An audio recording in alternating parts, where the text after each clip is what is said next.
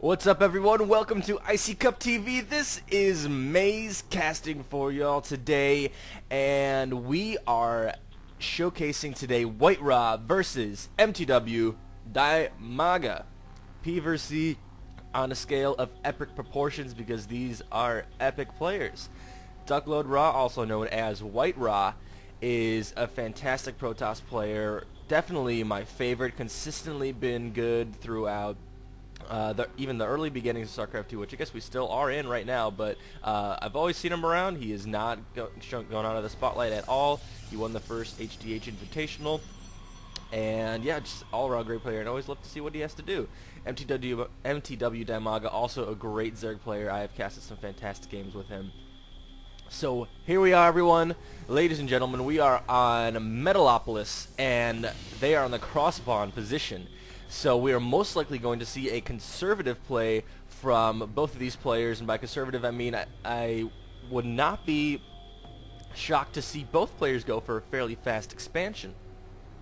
Lots of people are up in the stigma that only Zerg fast expand, but really it's you gotta match the Zerg players' fast expansion soon enough. You know, not as fast as they do. Obviously, Zerg can't expand faster than most races naturally, but you are gonna need to try and even up the economic scale here and get a Nexus pretty soon.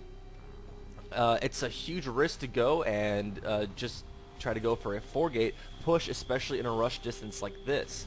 So sometimes the Zerg player might be going a fast expansion and you try to go a 4-gate push.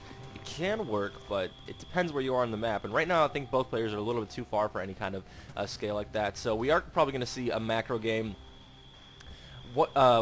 Duckload Rod knows exactly where MTW Dimaga is, so he realizes they are in the cross-spawn position.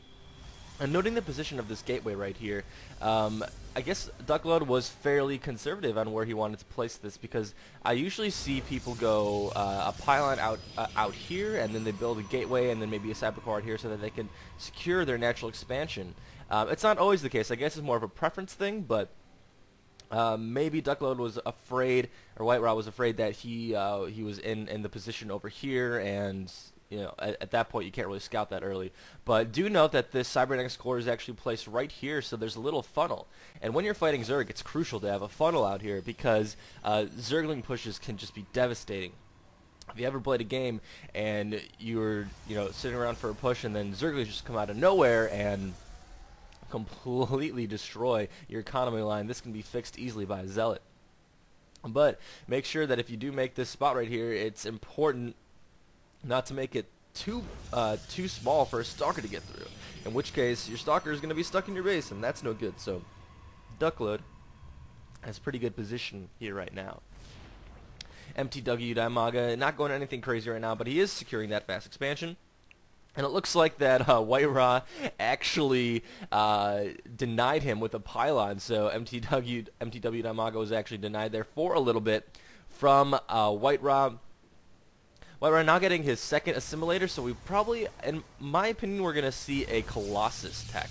So I'm going to think we're going to see 3 gates, or 2 gates and then a robotics facility, and then start pumping out Colossus, but we'll see about how that goes. If WhiteRa does go Colossus, it would be a great counter, in my opinion, for Dimaga to go for Spire and get some mutas, because he's going to have great harass potential along this ledge right here. Let's see what he did go. He's going 3-gate for right now. No expansion for WhiteRa either, so not sure what yet he's trying to go for. I mean, honestly, the possibilities are pretty huge at this point. And note that Dimaga has gotten 2 queens, so sometimes the Zerg player will pump out their second queen directly from this hatchery being built, but it looks like the Dimaga just built it right off of here, and he started expanding that creep highway. This is so important so that the Zerg player can get mobility in their own base and then out across the map. So Dimaga already preparing for that, and Duckload not having that many units right now. Is this going to be enough? Are these Zerglings going to be able to pop through and kill this one zealot? I think they might, but of course there are always going to be sentries just warped in right along the way. So if Dimaga does attack, I think it's going to be in favor of WhiteRa right here, and Dimaga is trying to decide whether or not that is a good idea. He is also scouting for an expansion. So that would have been a great time for Dimaga to push out while the Protest player just have this great choke advantage. He does not have the numbers advantage if WhiteRa decides to go for Nexus. And here's what we're going to see right now. Let's see how Dimaga is going to be able to deal with this. Is he going to be able to get into the base? Force field going down. Oh, almost. He actually has entrance into this base, but he did not go there just yet. And in my opinion, Dimaga should have gone straight for the base. Duckload was able to just hang on to here fairly well. I think a couple Zerglings could have squeezed by there. That's what it looked like to me, but it looks like that Dimaga just decided to commit to that area. So here's that kind of dangerous, crucial spot for the Protoss player when he's going to match this expansion. How is he going to deal with the Zergling run by? And WhiteRa did it fairly well. I mean, he had enough sentries. He was able to block off most of the Zerg army. And, you know, just with a couple of Zealots and a couple of Stalkers and well-placed sentry fields, he could deal with a handful of Zerglings like that. Taking a look at what's being produced right now, there are spines for Dimaga, so he is D'ing up that natural just in case there might be a push coming along. And all really Dimaga has to deal deal against the push are spines and Zerglings. So good thing that he is throwing up that static D in case WhiteRa decides to go for an attack. And this is what I love to see, WhiteRa going for that fast upgrade against Zerg, against any combination really. I absolutely love to see when players Chrono Boost out fast upgrades like that, because that +1 attack does so much extra damage in the long run. It's like having a few more free units for that 100 gas expenditure. It's fantastic. So I like to see that WhiteRa actually went for that.